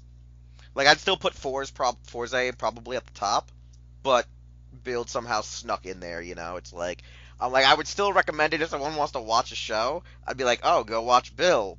But at the same time, I'm like, why am I recommending this to somebody? Like, I just feel like so dirty, like, recommending it to somebody at the same time, you know? I feel like Build's like a guilty pleasure. It gives them a lot of wiggle room to like, start with, oh, this is what Kamen Rider is. So when they watch something like Forze or Drive or, like, I don't know, O's, they're like, oh my god, look, this show's so much better, and then it makes them appreciate the better shows more. Yeah, that's probably why, because, like, I do like Build, like, I really did enjoy it, but I also, like, sat there going, man, this show could have been so much better, or, man, this show is too anime, you know what I'm saying? It's like one of those ones where, like, there was something about it that attracted me to it. Watch the best of a franchise first, because it gives them a false perception of what the franchise can be. Because if you start them with the best, then everything else is going to seem, like, not as good, but if you start them with something that's kind of mid-range, there's a lot of room to move upward. Yeah, I agree with that, because that's why, like, I only refer usually some of the best ones first if I know it's, like, you know, a true consortium that I can agree with the fandom with. Like, you know what I'm saying? Like, if I agree with my peers, then okay, I'll refer it. But, like, when my peers are telling somebody to go watch Gokaiger first, I'm like, don't listen to them! Well, first of all, I won't understand half of what's going on. And it will spoil events of other shows if they're one of those type of people. Mm-hmm. The So, spoilers are bullshit anyway, so who cares? hey, do not take Aura's words and use them in this episode. Wow, way to insult Stephanie Brown. Way to Okay, anyways, for our last I words. got that reference. Yeah, for our last words, let's have Visible Ninja just give his last few impressions on the show so we can start wrapping up. So, Visible Ninja, last impressions. Last Engage. It wound up being a probably like I would say the series probably wound up being, to me personally, probably slightly better than average. Just because like there was a lot in the show I liked, there was a lot in the show that didn't really work, and like there's a bit more than I liked that didn't work, which is why I think it comes out as like a bit above average. But yeah, there's definitely some production problems, writing problems, obviously shilling problems all over the goddamn place, and man, and this coming from somebody who usually doesn't mind, copious collectible gimmicks, but yeah, they kind of went a bit too far when it came to Build, and it kind of made everything else suffer, methinks. And writing could have been better, seen far worse. So yeah, ultimately, it comes out as just being overall kind of like I said, like out of 10, I would probably give it like a 6. You know what I mean? It's like, just a little above average. There's a lot better, but there's, still some that's worse. So. All right, Mucha, your last impressions. I think Build, I can see why people like it. People like it for the relationship between Sento and Banjo, the high, I guess, tension drama aspect of it all, and I guess some of the action stuff and plot pacing really just turn people on. But for me personally, a lot of the inconsistencies, just the pulling things out of their ass, the lazy fighting choreography, and just kind of like the overall feeling of just the show being all over the place and left to die. I just kind of felt, the show's there. But the one good thing about Build, I guess, is what it caused me to do, which I know people are still shocked by this, is that it made me rewatch Fies and like Fies way more than I should probably. But that's beside the point. So yeah, I think there are people who will like Build and they will like it for certain reasons, and then there are people who will not like Build and they'll have their reasons. I think both for perfectly acceptable reasons for why you would like or dislike the show. Me personally, I'm just kind of meh towards it. It's not really my favorite Rider show, but I don't think it's the worst Rider show I've seen. I think it's a mess more than anything else. But in terms of like second phase Kamen Rider after like Decade, I feel like Double and Forze, maybe even Drive and definitely Gain, maybe kind of felt more complete shows, less all over the place than what Build was. But yeah. Soundout, you're next. I definitely put this as like a mid-tier show. I definitely like enjoyed it. I mean, I made it to the end. I can't even say that about other shows like Gridman, but I enjoyed it for what it was. I didn't really think about it too much while watching it. Looking back on it, it's got a lot of flaws, but I still did enjoy my time. Probably will never go back to rewatch it. That being said, but overall, like, I mean, I kind of did a similar thing to Mucha, where I went back and rewatched a Kamen Rider show, which was Ryuki, which was a show I never finished before, but actually ended up really, really, really, really, really loving it. And so it kind of made me appreciate Ryuki, which is nice. All right, last impressions. Like I said, I'm one of those ones where I'm like 60-40, where I thought this show was terrible, I thought this show was good. And I will agree. I think it's above like an average standard. I think it's a little higher than a 6. I feel like it's at least almost a 7. You know what I'm saying? I feel like it's a 6.5 or a 7, just because for me, Wait, are we giving it a hazard level? Because yeah, I'm gonna give it a hazard level 7. Hazard level 7. At the end, it's like our average hazard level. It's like a 5.8. Like a joke like that. Oh my god, that's the title. Kamen Rider Build hazard level 5.8. 5.8. Not enough Tatakae. Yeah. So, anyways, no. Overall though, like I think it's one of those shows where I might go back to watch it just to kill time. Like it's really rare for for me to rewatch a Rider show just to pass the time. If I want to pass the time, it's usually Sentai. It's usually Ultraman. Like if I just want to kill time, it's that. And usually when I want to naturally go back and watch a Kamen Rider, like actually in depth, it's usually something like Kuga Black, some of the Kamen Rider movies, but this is one of those shows where I feel like Build's gonna get on that list of, oh, I just throw it on in the background when I want to just kill time or just have something to, sort of watch while I'm doing something. So I'd feel like Build would be in that list of most Sentais that I just throw on in the background, or a lot of my favorite Ultraman shows where I can do both because I've seen it so many times. I don't need to read the subs or even know Japanese to know where the moment in the in the episode they're at. It's one of those weird things. Like after the theme hits, I can time, when what's gonna happen next gonna happen. After seeing Tiga for 180 million times, who knows? Stuff like that. So Gotta I feel take like you higher, baby. yeah, I think Stop with watching Tiga. with Build though, I think that it's one of those ones where some people are gonna hold it higher than others. I feel some people are gonna hold it right at the average, and I think you're not wrong if you think an average or below average. Like it's not lesser than a 5 if you go on the 1 to 10 scale, but I don't think it's greater than a 7 either. It's just another one of the Gaim clones, and which is very appropriate for Heisei because that's the entire theme of Heisei Kamen Rider. Am I right? Just copy off the it's just successful show. copy off of the successful show, or copy Like we elements had- that we sell had, toys. We had Ryuki, which succeeded. So every show after until Hibiki was Ryuki, and then you have Deno, and then every show afterwards until Double was Deno, and then after Double succeeded, every show was Double, and then we got the Gaim, and then every show was Gaim until now. Can I get something off my Yeah. chest? What? No. So, the writer fandom talks about how Showa writer's boring, so it's the same formula every time. And I'm like, yeah, it's just like with Sentai. It's a formula they play with. I don't see any play happening with the formula of Heisei writer. No, the play is that we have to follow the same plot progressions as the successful show. Same plot progression, same character. Like that's the funny thing is It's like every producer's playing the same D&D game, but you have different game Classes. masters, so you get some slight variations, but overall it's the same game. Yeah, like that's the funny thing is Kamen Rider and Ultraman have that unfortunate standard of they just play the I'm gonna play it safe, but yet it still gets them a shit ton of money. Where Sentai's I still play it safe, but I still get adventurous from time to time. Like Q Ranger.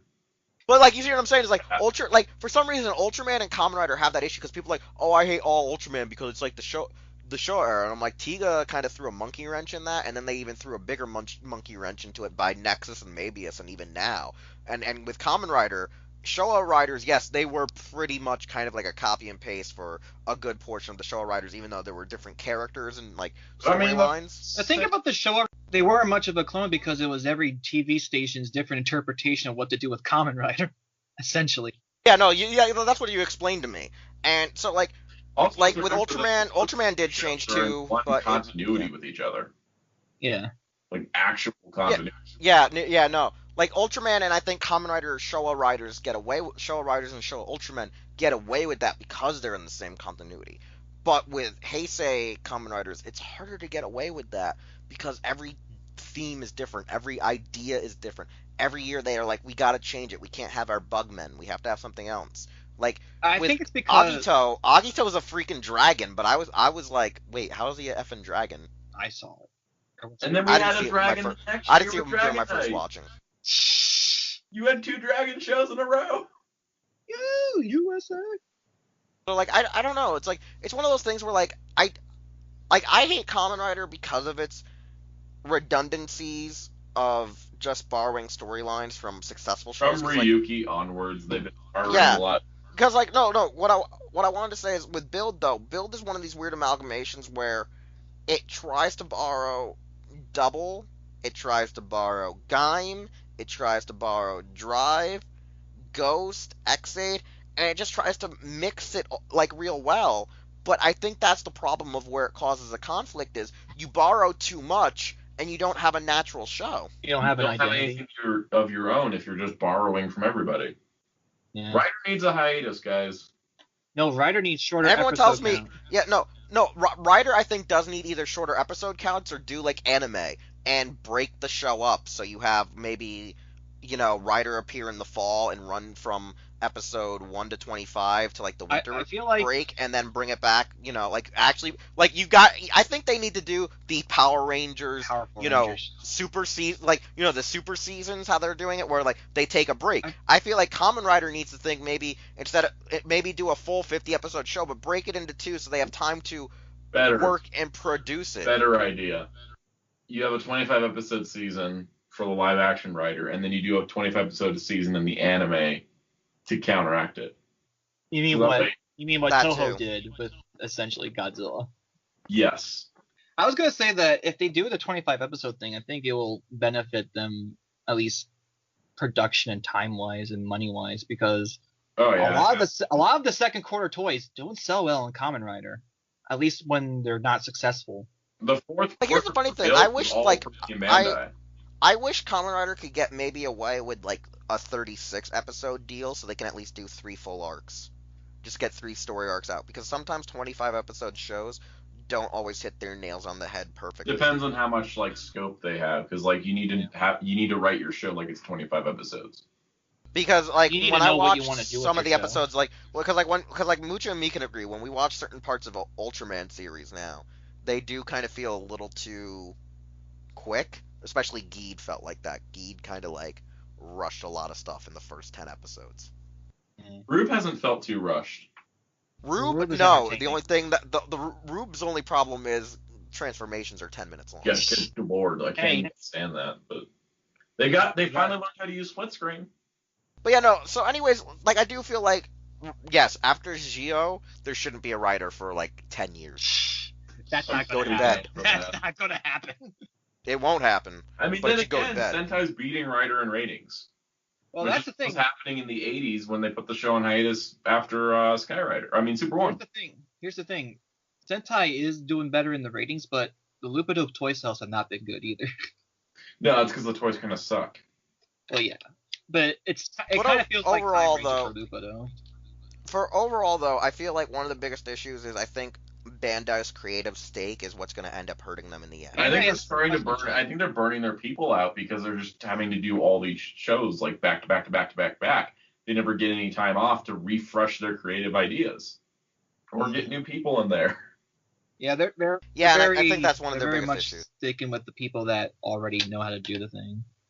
So overall, though, I don't know what else I can really say about Build. We went way over our time. Visible Ninja effed up this show slightly because he didn't feel like telling us ahead of that he wanted to call, so I had to recut and edit all this stuff. But nevertheless, What I do you think expect from a overall- canon? Yeah, I know. Overall, what I can say is, Build's one, like we said earlier, Build's one of those average shows. It's going to be either good, great, or subpar. It's hard to really judge it because it's using so much that we've already seen ourselves, and it has elements that we like, but it's become so redundant, we're now sick of it.